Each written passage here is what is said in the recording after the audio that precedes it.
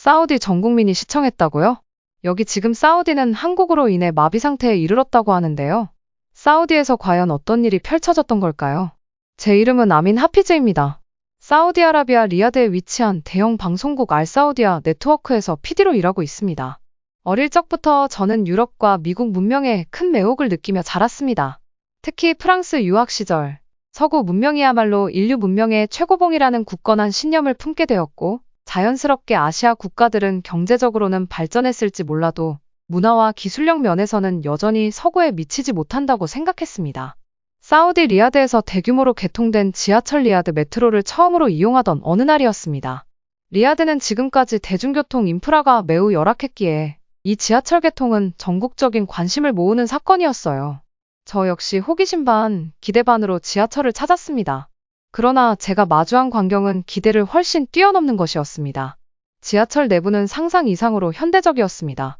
무인 자동운행 시스템이 완벽히 작동하고 있었고, 초고속 와이파이는 역 구석구석까지 끊김없이 연결되어 있었습니다.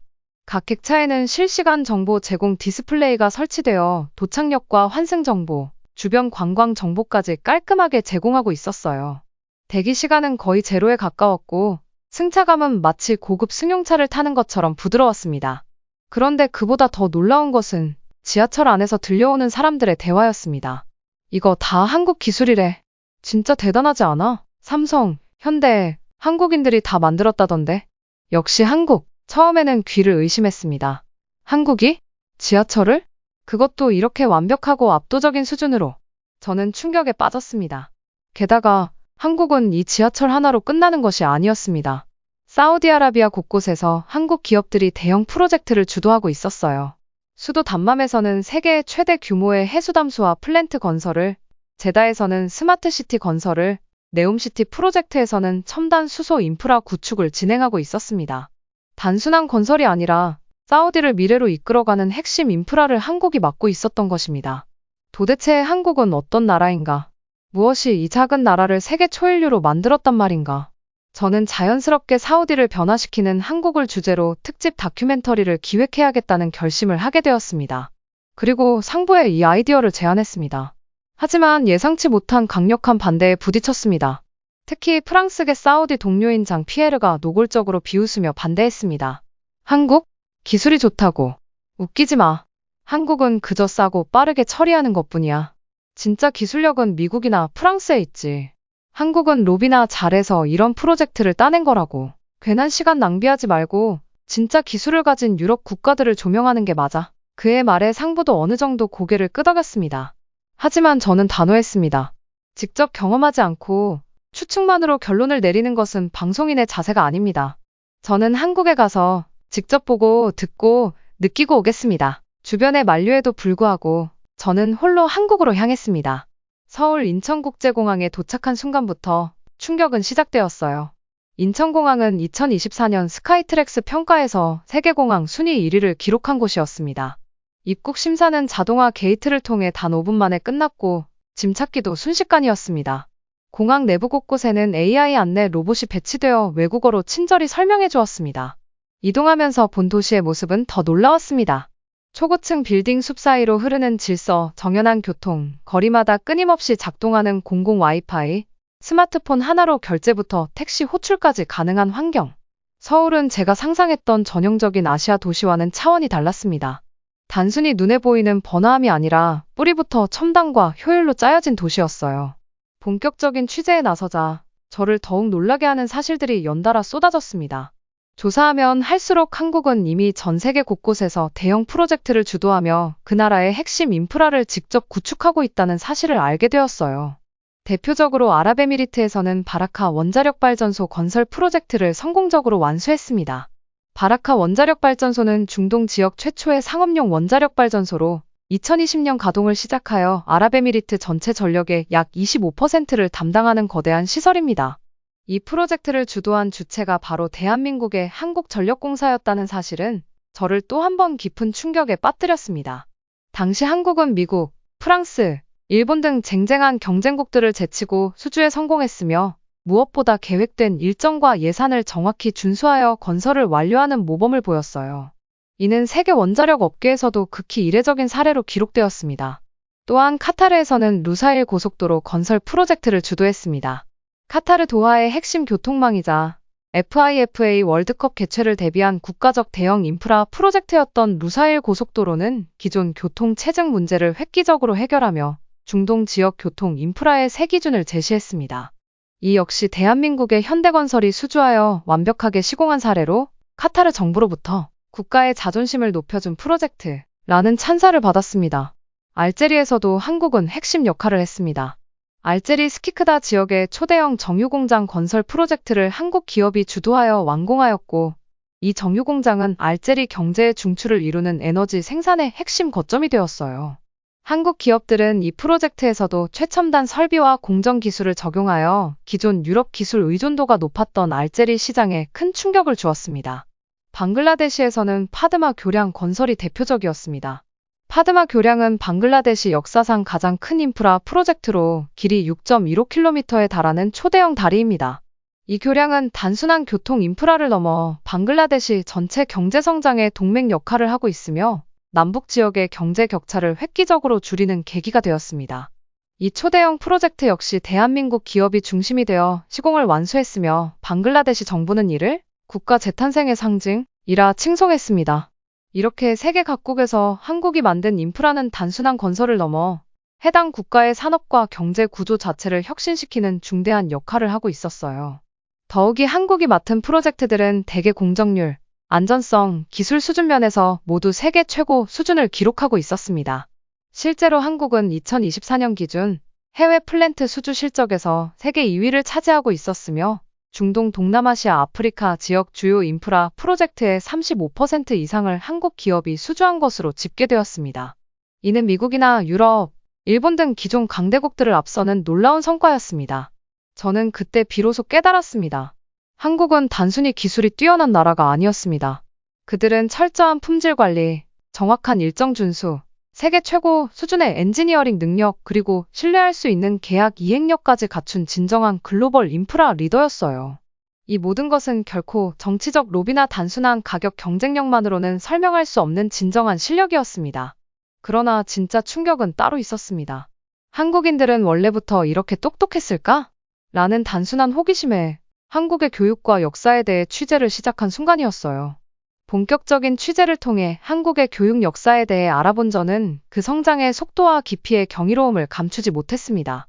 1950년대 초 6.25 전쟁 직후 한국은 국토의 80%가 초토화되고 국민 대부분이 하루 3끼를 걱정해야 하는 절대 빈곤에 빠져 있었습니다.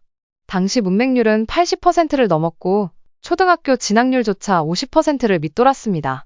나라의 미래는 그야말로 암담했습니다. 그러나 한국인들은 포기하지 않았습니다. 배워야 산다. 는 절박한 신념으로 국민 전체가 교육에 목숨을 걸었습니다. 정부는 1954년부터 전면 무상 초등교육을 실시했고 1970년대 새마을 운동과 함께 문맹퇴치 운동을 전 국민적으로 벌였습니다. 그 결과 1980년대 중반에 이르러서는 한국의 문맹률이 5% 미만으로 급감했습니다. 그 성장의 속도는 전 세계 교육학자들조차 기적이라고 평가할 정도였어요. 그리고 마침내 2024년 기준 한국의 고등학교 졸업률은 무려 98.7%에 달하여 세계 1위를 기록하고 있습니다. 이는 OECD 평균인 78%를 압도적으로 뛰어넘는 수치입니다. 또한 대학 진학률 역시 70%를 기록하여 OECD 평균의 2배 수준에 이르렀습니다. 단순히 많은 인구가 대학을 가는 것이 아니라 대학 교육의 질적 수준 또한 세계 최고를 자랑하고 있었어요. 한국인들은 교육을 단순한 학문적 성취로 여기지 않았습니다. 교육은 곧 나라를 재건하고 미래를 개척하는 유일한 방법이라는 신념이 국민 모두에게 뿌리내려 있었습니다. 한글날이라는 기념일 자체가 문해율 향상과 국가 성장에 대한 국민적 열망을 상징하는 날이었습니다. 전 세계에서 고유 문자와 문맹 퇴치를 국가 기념일로 삼은 나라는 대한민국이 유일합니다.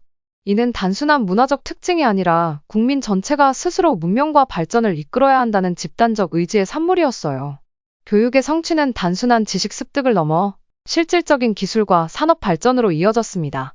한국은 2020년대 들어 IT, 바이오, 로봇, 인공지능 분야에서 세계 최첨단을 선도하는 나라로 자리매김했습니다. 특히 대한민국은 세계 최초로 6G 통신 연구 개발을 공식적으로 시작한 국가입니다. 6G는 현재 5G보다 50배 빠른 초고속 통신 기술로 2030년 상용화를 목표로 하고 있으며 한국은 이 분야에서 미국과 일본을 제치고 글로벌 표준을 주도하고 있습니다. OLED 디스플레이 부문에서도 한국은 세계 시장 점유율 70% 이상을 기록하고 있습니다. 스마트폰, TV, 자동차 디스플레이 분야에서 OLED는 한국이라는 공식이 성립할 정도입니다. 실제로 애플, 소니, 테슬라 등 세계 최고의 기업들이 사용하는 고급 OLED 패널은 대부분 한국 기업 제품입니다. 조선업 역시 한국이 세계 1위 점유율을 지키고 있습니다. 2024년 기준 한국은 글로벌 조선 발주량의 42%를 차지하고 있으며 특히 고부가가치 선박 분야에서는 압도적인 경쟁력을 보여주고 있었어요. 한국의 조선업체들은 단순히 많이 만드는 것이 아니라 세계 최고 수준의 품질, 친환경 기술, 초고효율 엔진 설계 등으로 미래 조선 산업을 선도하고 있습니다. 단순히 우연하게 살던 곳에 천연자원이 있어서 엄청난 부를 갖게 된 사우디아라비아에서 성장한 저로서는 한국이라는 나라의 사례가 정말 믿기지 않았습니다. 사우디는 한 세기 전까지만 해도 작고 변방의 나라였어요. 그러나 1938년 다란 지역에서 석유가 발견되면서 상황이 급변했습니다. 세계 최대 석유 매장량을 보유하게 된 사우디는 이를 통해 천문학적인 부를 얻게 되었고 이후 수십 년간 중동을 넘어 세계 경제를 움직이는 핵심 국가로 자리 잡았습니다. 저 역시 그런 사우디의 부 속에서 살아왔고 석유라는 하늘이 내린 축복이 국가 번영의 당연한 전제라고 믿어왔습니다. 하지만 한국은 달랐습니다.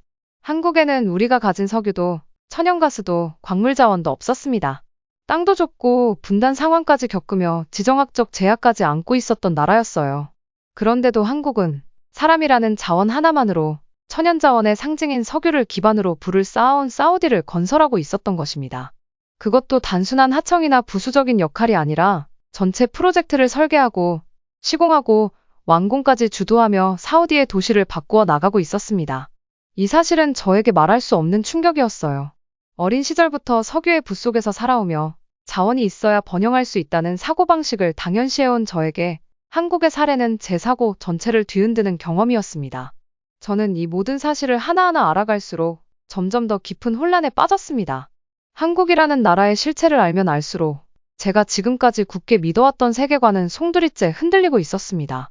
왜냐하면 사우디뿐만 아니라 미국, 유럽 등 지금 세계 최고의 국가들이 성장할 수 있었던 배경에는 사실상 자원이라는 결정적 요소가 존재했기 때문이었어요. 세계 최강국이라 불리는 미국조차 방대한 셰일가스 매장량과 풍부한 석유 자원을 기반으로 경제적 패권을 줄 수 있었습니다. 미국은 19세기 후반 텍사스와 알래스카에서 대규모 석유를 발견하고 이를 통해 산업화에 박차를 가하며 세계 최대 경제대국으로 도약했습니다. 오늘날에도 에너지 독립국 지위를 공고히 하며 세계 질서를 주도하고 있습니다. 프랑스는 중세 이후부터 유럽 최대의 농업 생산력을 기반으로 꾸준히 경제력을 축적해왔습니다.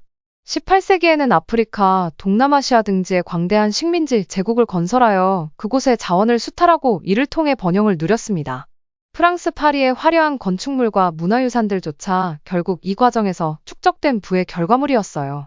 영국 역시 산업혁명의 근간이 된 석탄 자원 덕분에 세계 최초로 산업화를 달성했습니다. 스코틀랜드, 웨일즈 지역의 풍부한 석탄 매장량은 영국을 세계 제조업의 중심지로 만들었고 막강한 해상무역 네트워크를 통해 전 세계 시장을 지배했습니다. 해가 지지 않는 나라라는 찬사는 바로 이러한 물질적 토대 위에서 탄생한 것이었습니다. 독일 역시 다르지 않았습니다. 라인강 유역의 철광석과 석탄 자원을 기반으로 급속한 공업화를 이룩했으며 두 차례 세계대전을 거치는 과정에서도 뛰어난 기술력과 생산 능력을 유지할 수 있었어요. 네덜란드, 벨기에 등 다른 유럽 국가들 또한 인도네시아, 콩고 등 식민지의 자원을 착취하며 번영을 누렸습니다. 이처럼 세계를 주도한 나라들은 예외 없이 풍부한 자원이나 식민지를 기반으로 부를 축적하고 힘을 키워왔던 것입니다. 그런데 한국은 달랐습니다. 완전히 달랐습니다. 한국에는 석유도 없었습니다. 광대한 곡창지대도 없었습니다. 풍요로운 광물 자원도 글로벌 해상무역의 허브 지위도 갖추지 못했습니다. 오히려 한국은 척박한 산악지형과 분단 상황 속에서 자원은커녕 생존조차 위협받던 나라였어요. 1950년대 1인당 GDP 67달러, 문맹률 80%를 넘어가던 세계 최빈국이었던 한국이 2025년 현재 1인당 GDP 약 37,000달러, 고등학교 졸업률 98.7%, 대학 진학률 70%를 기록하며 세계 최고의 IT, 반도체, 조선, 디스플레이 강국으로 올라선 것입니다. 저는 매일매일 충격을 받았습니다. 한국을 방문한 지 하루하루가 놀라움의 연속이었습니다. 처음에는 첨단 인프라와 기술력에 놀랐지만 시간이 지날수록 진정한 충격은 다른 곳에서 찾아왔습니다. 한국인들은 단순히 뛰어난 기술력만을 자랑하는 것이 아니었습니다. 그들은 인간으로서의 품격과 의식 수준에서도 세계 최상위에 있었습니다. 거리에서 마주치는 수많은 시민들은 항상 질서를 지켰습니다. 횡단보도 앞에서는 신호가 바뀔 때까지 단 한 명의 사람도 무단횡단을 하지 않았고, 지하철 안에서는 노약자에게 자연스럽게 자리를 양보하는 모습이 일상이었어요. 심지어 지하철이나 버스 안에서는 큰 소리로 통화하는 사람을 찾아보기 어려웠습니다. 모두가 자연스럽게 주변을 배려하며 조용히 대화를 하거나 아예 통화를 삼가는 모습을 보였습니다. 식당, 카페, 도서관, 공공기관 어디를 가든 기본적인 질서와 매너가 철저히 지켜지고 있었습니다. 거리에는 쓰레기가 거의 보이지 않았고 사람들이 길거리에 떨어진 작은 쓰레기조차 주워 쓰레기통에 버리는 모습도 쉽게 볼 수 있었습니다.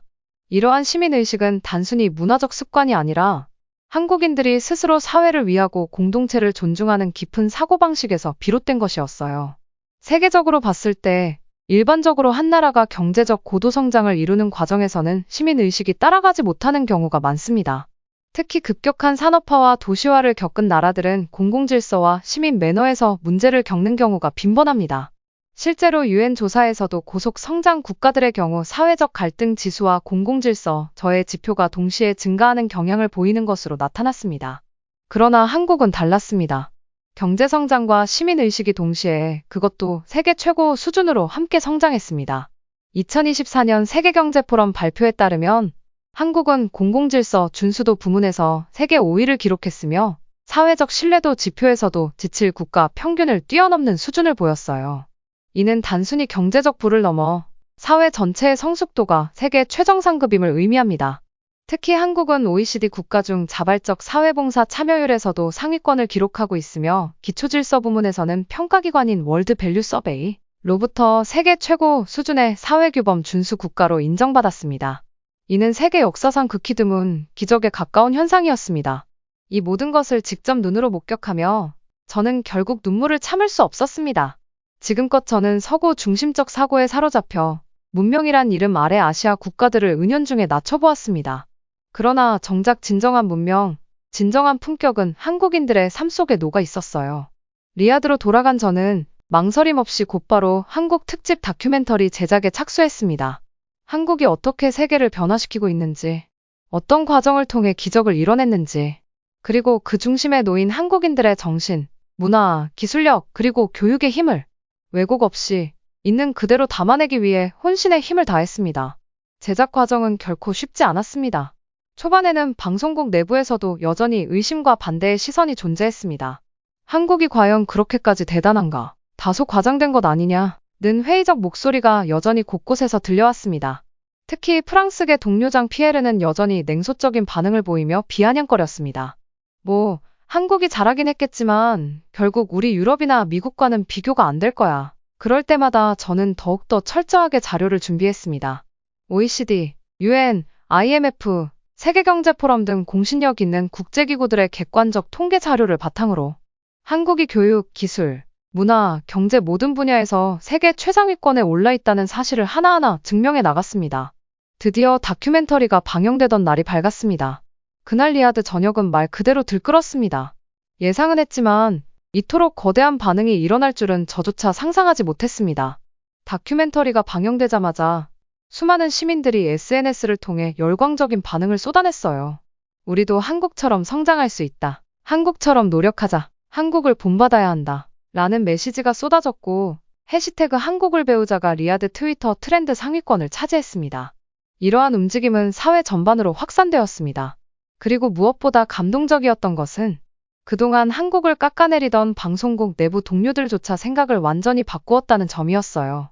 특히 프랑스계 동료장 피에르가 다큐멘터리 방영 직후 저를 찾아와 고개를 숙이며 이렇게 말했습니다. 아민, 내가 옳았다. 나는 한국을 너무 얕봤어. 한국은 단순한 성공이 아니라 인간이 만들어낸 최고의 기적이야. 그의 눈빛은 진심이었습니다. 그제야 저는 저 스스로도 그리고 우리 사회도 얼마나 깊은 편견 속에 갇혀 있었는지를 다시금 깨달았습니다. 방송을 본 리아드 전역은 여전히 들끓고 있었어요. 그러나 저를 더욱 놀라게 만든 일은 그 다음에 일어났습니다. 다큐멘터리 방영이 끝난 지 채 하루도 지나지 않아 사우디 왕실 비서진으로부터 긴급 연락이 온 것입니다. 왕실 고위 관계자가, 아니, 정확히 말하면 사우디 왕족 중 몇몇 분들이 직접 저희 방송국에 연락을 해왔습니다. 그들은 다큐멘터리를 보고 엄청난 충격을 받았다고 했습니다. 어떻게 한국은 자원도 없이 저렇게 성장했는가? 어떻게 저토록 강력한 교육 시스템과 시민의식을 만들었는가? 한국처럼 만들기 위해 우리는 무엇을 해야 하는가? 왕족들은 깊은 감명을 넘어 진심으로 한국에 매료된 듯한 반응을 보였어요. 평소 서구 일변도의 문화에 더 익숙했던 사우디 왕족들이 한국을 이토록 높이 평가하고 궁금해하는 모습은 실로 이례적인 일이었습니다. 곧이어 왕실에서는 저희 방송국에 공식 질의서를 보내왔습니다.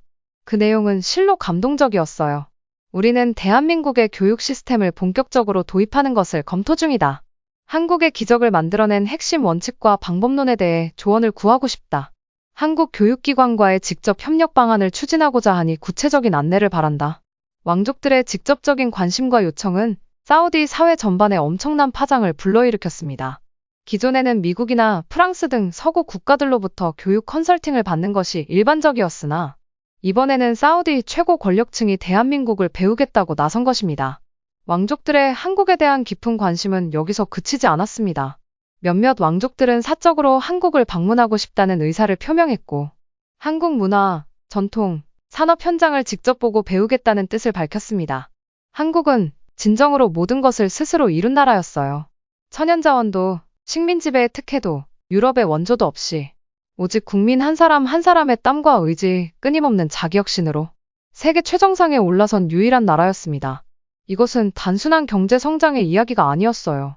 이것은 인류 역사에 남을 위대한 성장의 서사였고, 진정한 사람의 나라, 정신의 나라가 어떤 것인지를 보여주는 증거였습니다. 이 사연을 들으니 한국과 한국인들은 정말 대단하구나 라는 것을 다시 한번 느낄 수 있었습니다. 영상을 시청해주신 모든 분들에게 감동과 행운이 가득하시길 바라며 오늘도 시청해주셔서 정말 감사합니다. 구독을 눌러주시면 더 좋은 영상으로 보답해드리겠습니다.